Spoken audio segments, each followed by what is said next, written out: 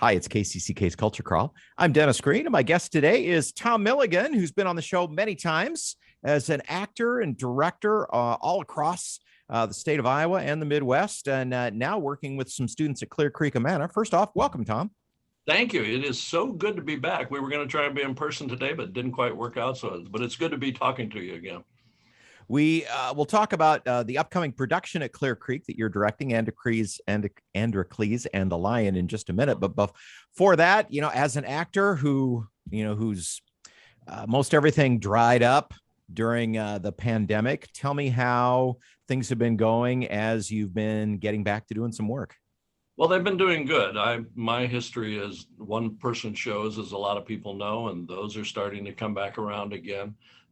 Deb Kennedy, my wife, and I, we've been working also with the Brooklyn Opera House, putting together a community theater program with them. So we've been working with them. We did a Chautauqua in the middle of the summer last year. And of course, we got this show coming up. And so it's really great to see people starting to open back up again, as long as they're doing it correctly and safely and making sure everybody's safe, not only from the audience standpoint, but from the actors as well. And I think people are ready. It's just that we're so close, but we just need to make sure that everybody's on the right page when we come back safely. So it is starting to pick back up, and that's really great. And what's really great for the students that you're working with at Clear Creek-Amana is they are able now to return this fall to live performance. And the show you picked to work for them is one of the oldest stories I think that we have, one that you have a lot of history with. So tell me about Androcles and The Lion.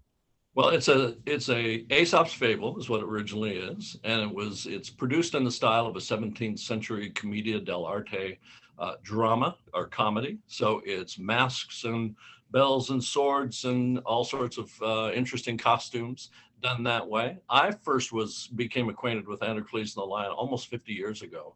I played the lion at the Des Moines Playhouse, where I met the people who eventually ended up opening the dinner theater I worked with for 15 years. Met my best friend at the point in time during the show and produced that show. And then we toured it twice through the Playhouse. We did it at Charlie's Showplace Dinner Theater. So I've been about 4 productions as the Lion.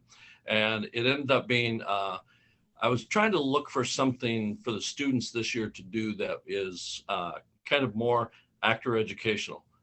We don't have a theater department per se or classes at Clear Creek-Amana that actually teach drama. So I was looking for the fall show to be something that's more of an educational experience for the kids.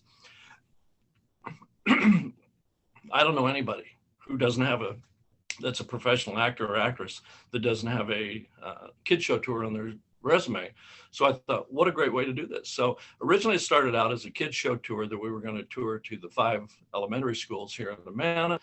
And COVID still kind of got in the way, so we've reduced it down just to our normal show, Thursday, Friday, Saturday coming up. And so we're looking forward to that. As we said, this is it's taken from Aesop's Fables, one of the oldest narrative documents I think that we have in Western civilization, and in theater right up until probably, I guess, the 17 or 1800s, all performers were men. Of course, we know that from Shakespeare, that all the women's roles were played by men. So you've turned that on its head by doing an all-female cast. We did.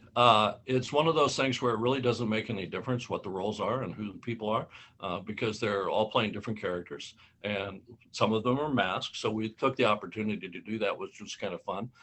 It's been real different. Very talented group of young student actors that we've got working on here. There's 6 in the cast, and they play a variety of things. Everything from it's the Androcles and the Lion is the Aesop's fable, which is the Roman slave who befriends a lion by pulling the thorn out of the lion's paw, and they become good friends, and they stand up for each other and they fight for each other. And so it was interesting. So it's a wide variety of characters, but they all play different things. So it's been fun. It's a real lesson play. There's a message in it, and I think the kids are enjoying giving that message as well. It's a tale set in Roman times, but you have set it in the 17th century Italy. I guess, like a traveling troupe in the Commedia dell'arte style, which Yes, is, and this is very timely too, because most all of your performers wear masks because that's what they did. That was how the audience identified, who's the good guy, who is the bad guy. It that's was right. by what masks they were wearing. So it's safety, but it's also unique to the time.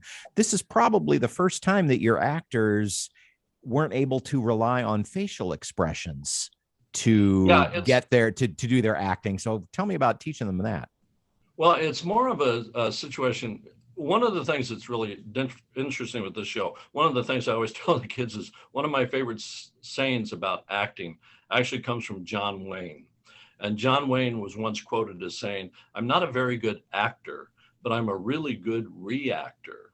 And so that's part of it, is the action is part of it, but the reaction is as important as the action. So it's more physical comedy than it is anything else. There's slapsticks involved. So we have people, and so it looks like there's a lot of violence going on in the show, but the way the show is presented, you know that nobody's ever getting hurt. When the show is introduced, they are a group of, as the script says, they're a group of strolling players. And what they're doing is presenting the show. So they introduce themselves, but then they introduce them, what actor they're playing, and then they step into that role and take that character on.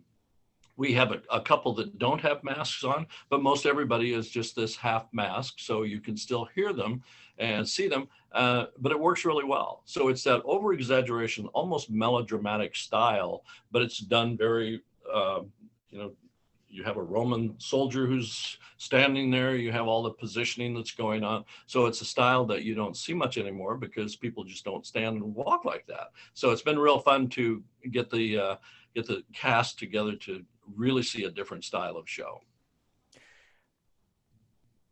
Again, a tale that has been around for thousands of years, but also you were telling me before we rolled the tape that you think the message is particularly appropriate to this time. I do, especially coming through after not last summer, but the summer before last, and with maybe it was last summer, who knows anymore, who knows what time is anyway. With the Black Lives Matter, this is a story about a Roman slave who is befriended by a lion. So the story is that the lion is everybody's equal, and it's finding friends in the most unusual places, and people that you think are so different can actually end up seeing something eye to eye and agreeing on something.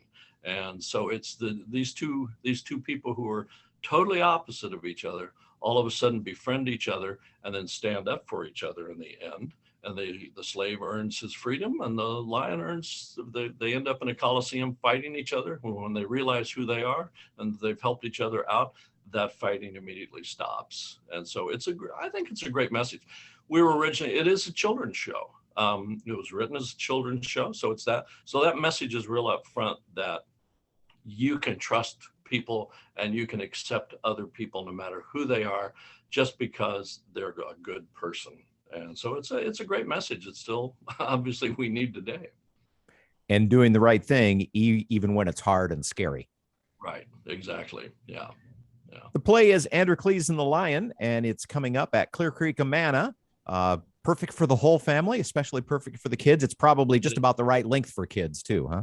It is. We put an intermission. There is an intermission built into the show, but the show runs just a little over an hour, and we'll put an intermission in there. So it's great. There's a lot of fast comedy. There's a lot of action and things like that. So the hour goes by pretty quick, but it's a good show. When and where? We open Thursday, November 11th. So it's the 11th, 12th, and 13th of November, coming up here in a couple of weeks at the Tiffin High School here in Tiffin at the Performing Arts Center. Tickets are $10 for adults, $5 for students, and you can get in with your student activity pass. And all shows are at 7:00 in the evening. All right. Tom Milligan from Clear Creek-Amana. The play is Androcles and the Lion, opening up on the 11th of November. Tom, great to see you, even remotely. Hopefully next time it'll be in person, but good luck with the show, and I hope everybody has a good time and the lion recovers from the thorn in his paw. There you go. I'm sure he will. Thanks for having me. You can hear the Culture Crawl live on the radio many weekdays at 10:20, or download the podcast, watch or listen on your own schedule at kcck.org/culture, or however you get your podcasts. I'm Dennis Green, and I'll talk to you later.